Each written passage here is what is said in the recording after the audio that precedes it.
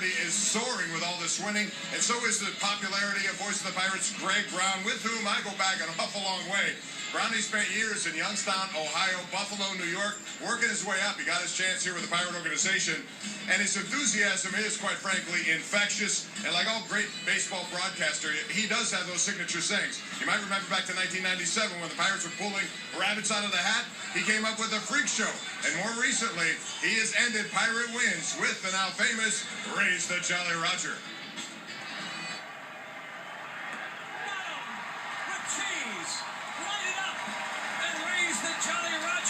Tell me about Raise the Jolly Roger. When did you come up with it? When did you first use it? I don't know the exact date, Bob, but several years, I'd say 7 or 8 years ago, Bob Walk, of all people, comes to me and says that, every announcer has a sign-off when the team wins. He and I discussed about what it would be, and I said when the Pirates were winning at Three River Stadium, I always thought it would be cool to raise one of those skull and crossbone flags, because when a pirate ship takes over another ship, they raise that skull and crossbones, which is the Jolly Roger. So he played with it. I thought about it a little bit, and we came up with Raise the Jolly Roger. Only run of the game scored on a wild pitch. There's a drive deep to left. Clear the deck. Cannonball Comin, says Brandon Inge. Again, a great Pirate theme. Where did that come from? Well, I have, as you know, knowing me well, I have no original ideas. None. I steal everything, as I have.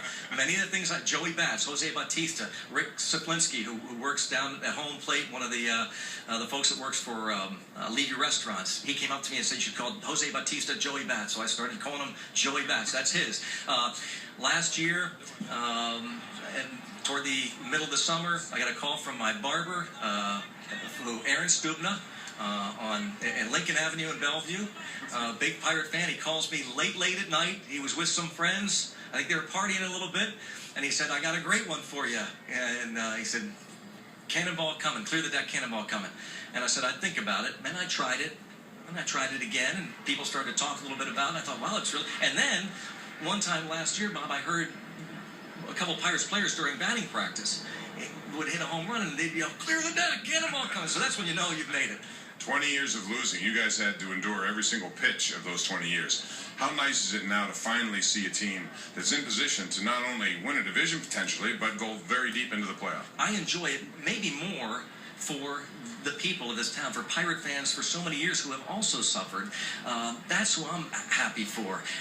It's kind of like when you go to a party, the more people, the more fun it is. And this is, to me, like a party atmosphere at PNC Park. So I want the Pirates to win for that reason. I want everybody to enjoy it. More people on the bandwagon, come on. And I've always said this, Bob, and you know it too, being from this town.